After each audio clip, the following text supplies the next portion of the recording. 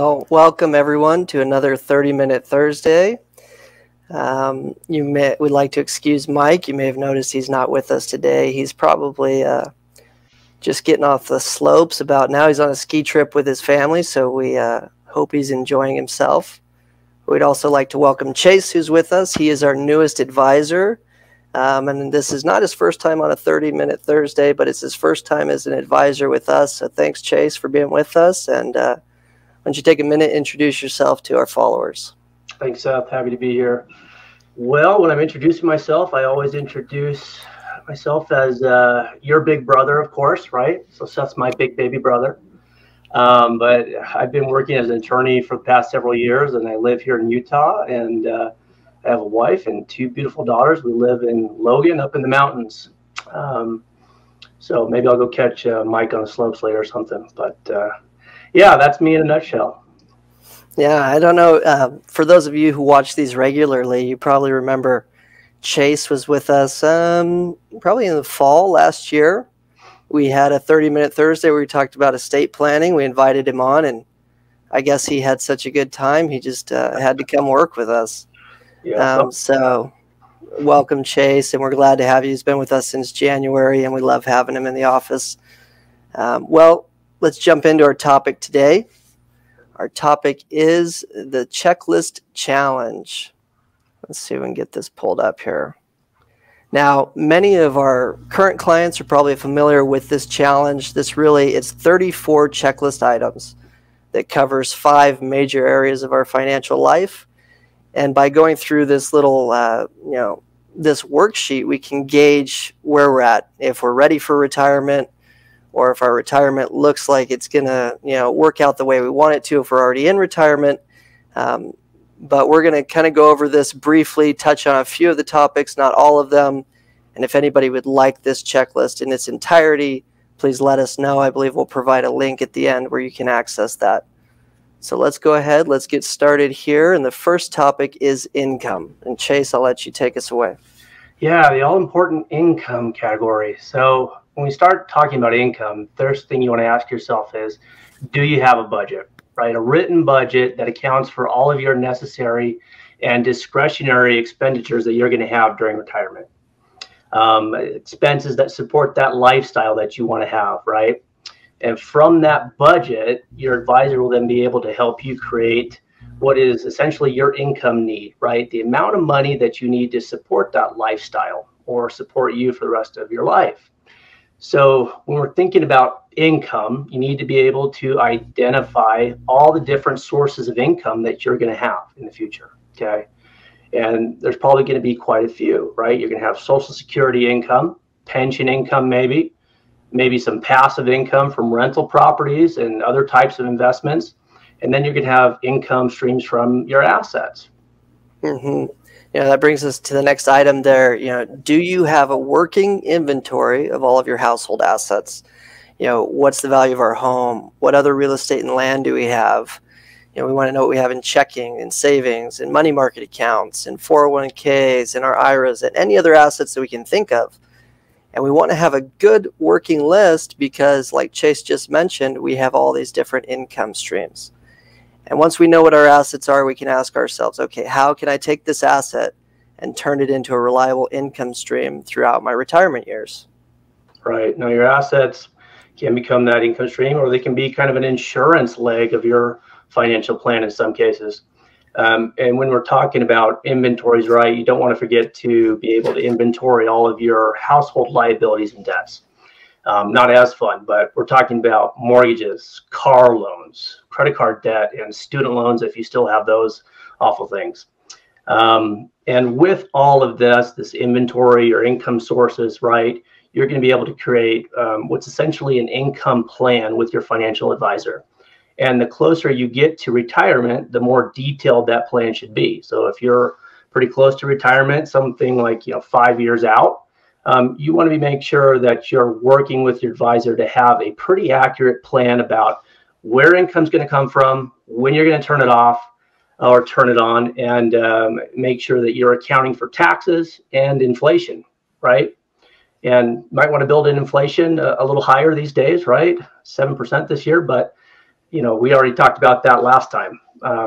But yeah, that's kind of income. There's a lot we could say on this topic, but let's move on to the next one, Seth. Yeah, we can move on here. We're going to talk about medical and healthcare. And the first thing we want to ask ourselves is, if we're lucky enough to retire before the age of 65, do you have a plan for your medical insurance to cover you until you can get on Medicare? And then once you're on Medicare, do you know which options are best? Considering all the costs, the exposures, and the out-of-pocket expenses, you definitely want to work with someone who knows what they're doing, a professional, to pick the best plan for you. And the big one here with medical and healthcare that we talk about quite often is, do you know how you will cover long-term care or nursing care needs, and do you have policies in place? I saw a statistic that said 69% of us will require some form of long-term care after the age of 65. And so as healthcare costs are on the rise, long-term care becomes increasingly more expensive. How are we going to cover those costs? If we don't have policies in place, is our plan to self-insure?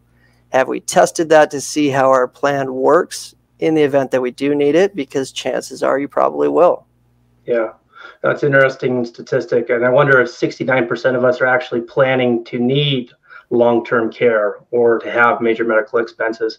And what we're really getting at here are those types of shocks that can throw your financial plan into disarray, especially if that plan's a little tighter, right? You need to be able to withstand these unexpected expenses that can be, in some cases, pretty astronomical, right?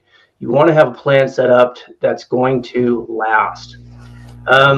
So let's move on to estate planning, which I've done my share of as an attorney. But when we're thinking about estate planning, the first thing you want to ask yourself is whether or not you have an estate plan to begin with. Do you have a will?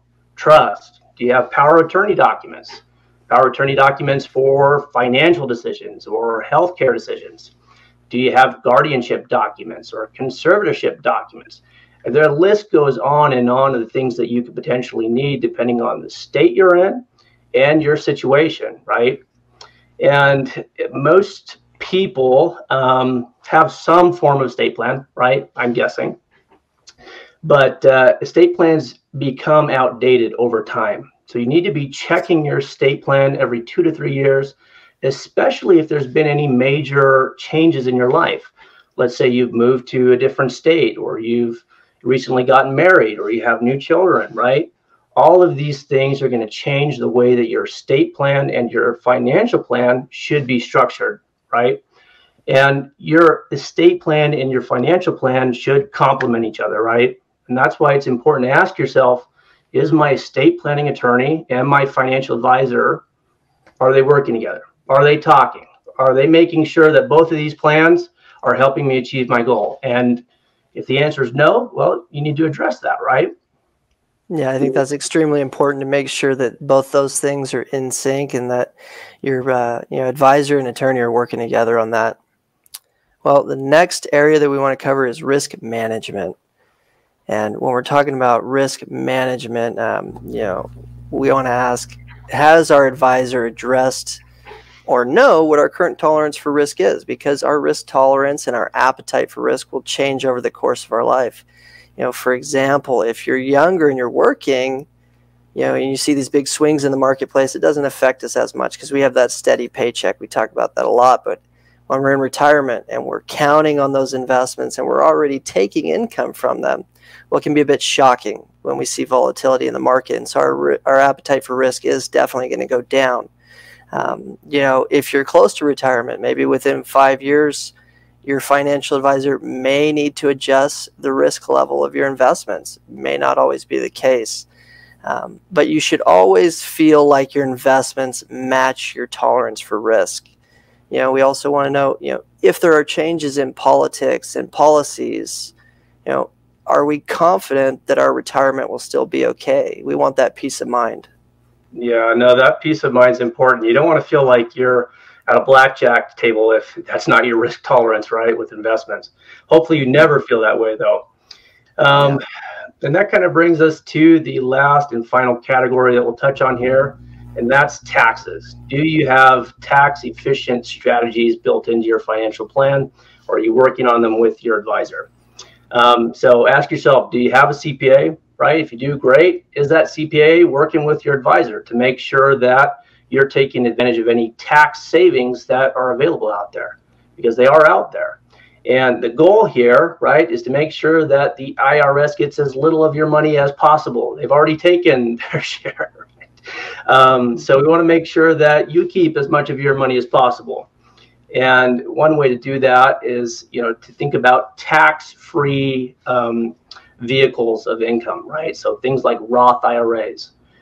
Talk with your advisor. Are you taking advantage of those vehicles? Do you have them built into your plan? When you ask most people what's going to happen to taxes in the future, I think most people's expectation is it's going to go up. Reality is we don't know what taxes are going to be like in the future, but your plan should try to plan ahead as much as possible and create tax-free sources of income whenever and wherever you can, right? Definitely important to minimize those taxes, throughout our life as much as possible. Well, I think that, brings us to about the end there. We went through that fairly quickly. There's a lot of items we can go into more detail in.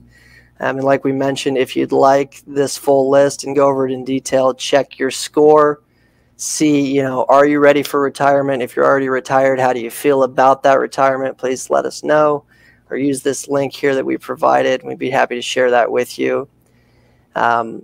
As always, we do have a raffle winner today. Our raffle winner is Andrew M. Congratulations, Andrew. Our team will be in contact with you. We'd also like to invite everyone to join us for our next 30-Minute Thursday, which is going to be on March 10th. And our topic is, are your assets diversified? Promise Mike will be back for that one. You won't have to deal with me, right? Yeah, unless he falls in love with skiing and becomes a ski bum. Yeah. Okay. Yeah. Now, Mike will be here, and hopefully you can all join us on March 10th. And thank you, everyone, for joining us today.